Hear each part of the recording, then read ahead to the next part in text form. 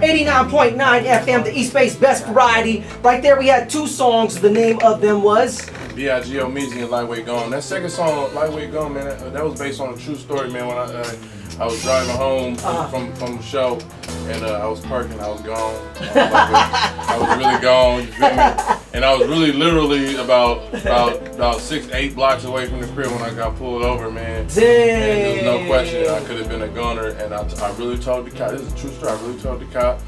I'm on the phone because I was on the phone playing music, and I just told him, man, I'm really down the street from my crib. Right. And dude really gave me a pass and said, wow. and I told him how far I think it was Santa Cruz or something that I drove from, or Salinas or something. It was somewhere hella deep. Yeah. And he went on ahead and let me get to the crib, and I don't know, it was God for sure. Like on the second verse when I say, you know what I'm saying, it was really God that really just put it in his heart to let me get a pass. Because I've never had a DUI, and that's most likely that's the worst. And I be looking on TMZ and seeing how many people be getting caught up on DUIs, man. It is not that serious. Like Too Short got caught up with a DUI. Yeah. And it's hella fines and maybe some hella time. Fines, and yeah. You gotta go to a little class and maybe lose your L's, and I ain't got time for that, man. So ain't that's nobody got time for that. When I do music, man, I try to talk about stuff that I see, see in the world, man, and I try to rap about it. Yeah. What you go through. Yeah. As well. That's what's up. So, Big Omeezy, man, how did you get into performing? So basically, man, when I was younger, man, I'm talking about real super young. Yeah. I used to perform like in like elementary school and all that. Yeah. Somehow after that, as I was growing, man, I really got stage fright. Like I developed like a serious case of stage fright. Like I seen on TV they got named for it, so I wasn't really like when I got in front of crowds, like my palms would be sweating and all that. Does it still happen, or this was a past tense? This started for sure past tense. So basically, I got an opportunity. No way, no how. I got an opportunity to perform with E40 like in 05. Yeah. You know what I'm saying? Because Cousin Cavio, for some reason he couldn't do it. He had something he had to do. Right. And then I told 40, I said, man, if I drink some Rossi, bro, I think I can do it. he was like, for real, dude, you really think so? I was like, yeah, I truly believe it. I've been in the studio, I've been in all the shows. I really truly believe I could do it, man. And I went up here, and it was like one of the best shows we ever did. Wow. We turned up. I think it was in Denver or somewhere, Seattle or something like that. And I've been performing with E40 ever since. Ever since. And we like I was telling you earlier, we done performed into 15, 30,000 people, 35,000 people. Wow. We done been to Norway, we done been to Amsterdam, we done been to Japan, we done performed for the troops. Like military. We just did Rock the Bells, like we about to go perform at UCLA. I mean, like it's just constant. It's everybody that's been seeing me, they've been seeing my growth. What I mean? I just try to grow, and I try to grow with the music. I try to just all around just be a solid entrepreneur and artist at the same time. Right.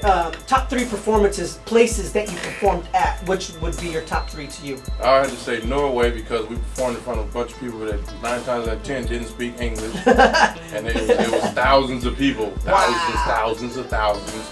And then the Gathering, that was out there with Tech 9 and them. The Gathering, if don't nobody know, that's ICP in St. Cloud Posse. They do it every year, and it's bananas. Where's this at? Like this was like, man, I can't remember it, but I know.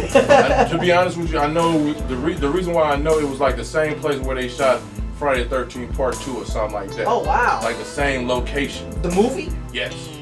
The Jason movie? Yes. Wow. And they rented out the whole field, the whole thing, and they had carnival rides and all type of stuff jumping off.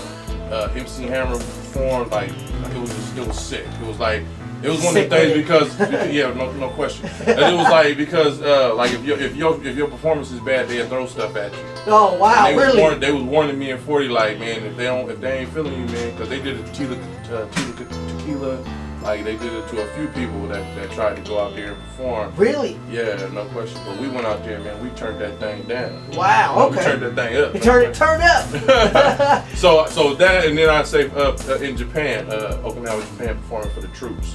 Dope. You know what I'm saying? That was real. Like we did that a couple of times. How did that feel like to perform for the troops, like the army and the, you know? I was turned because we was out there with Too Short, man, and they had he had sergeants and lieutenants that was earlier in their uniform. But later on that night, they was on stage twerking and carrying on. They was on stage grinding and whatnot, and it was crazy, man. Me and Short was out there smoking spice. We was just out there, everybody just was having a good damn time, man. Yeah. It was wonderful, man. That's what's up. I was hearing all types of stories, just different stories about the military. It was crazy. Yeah. Music business. Let's go into the music business because you were saying that you do so much behind the scenes in the business aspect of the music. Let's go into that. Yeah, I'm a student of the game, man. So, you know, I try to learn everything. I try to learn engineering. Yeah. You know, I got an engineer that I work with, but at the same time, I know how to work Pro Tools. You know what I'm saying? I try to get into the publishing side, the songwriting side, the actual management side. Yeah, you know what I'm saying? The approach, the way of approaching radio and all that. Yeah. You know, so TV, media. man. I'm a student of the game. My first book was called The Music Biz. I went to the library and physically went to the Joan and really just read and had stickums or whatever you yellow things. Yeah, and had it highlighted and was reading Quincy Jones and what he was talking about. Like, you know what I'm saying? Like, you know, I'm just a student of the game, way beyond just trying to sell a record. I'm far beyond that. If it was that serious, then I'd be throwing more stuff at the wall and trying to make it stick. But it's like I'm just trying to get my point across to the best of my ability. I want everybody to know Omeezy is more than just what you think I am. Yeah. Whatever preconceived notion you got of what you think Big Omeezy is, you add that times 10 or 11.